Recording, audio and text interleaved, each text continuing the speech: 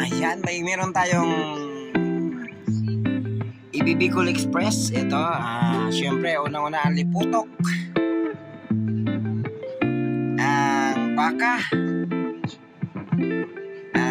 ito yung pipigay pa pangalawang piga. Mas the best na pangalawang piga, di ba? Tapos ito po yung pangalo, ang sili. Badi, dami. Sili, sibuyas, bawang. At ito ang Baguio beans. At syempre, pag Bicol Express, hindi mawawala yung alamang. Yan ang alamang. Ginisang bagoong alamang. Ready to eat na to eh. Pero, ayan o. Ready to eat. Ayan ang alamang. Yan po ang ready to eat. At syempre, patalastas ito yung kalbo. Parang si ano, parang si Wally. Yan po ang Wally Bayula ng Riyadh. Ayan, bebe. Ayan. At, mamaya ulit. Ito yung pangalawang gata. Pangalawang gata na.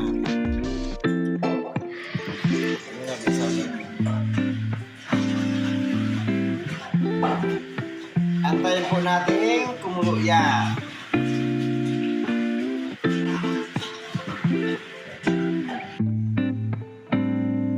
Yan ang bawang at sibuyas. Siyempre sibuyas.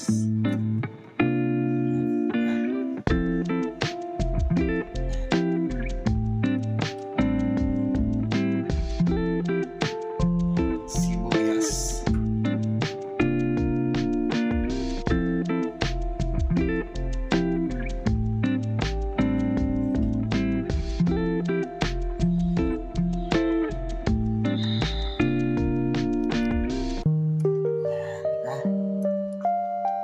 Haluin natin para hindi na po magluto ng Bicol Express. Ayan, bawang at saka sibuyas po yan. Sa Bicol po, sa amin po ha, hindi ko alam kung lahat sa Bicol, hindi na po inaano, hindi na po ginigisa yan.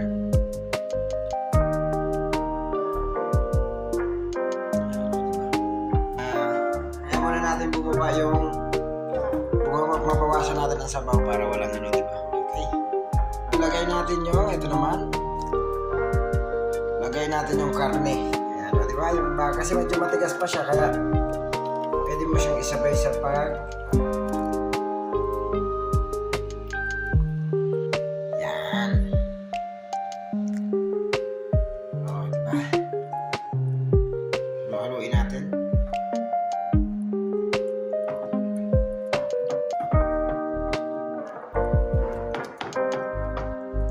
Hindi ako makaayos, may hawak akong ano, cellphone eh. Natin siyang kumulo. Pagkatapos, mas maganda, huwag nyo lang tatakpan. Hayaan lang. Kasi wala man tayong takip. Yun lang. Diba?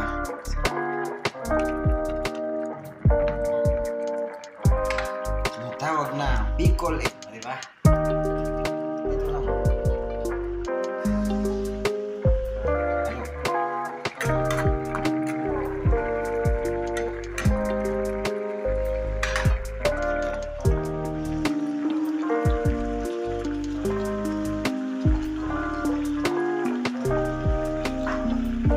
Ayan na.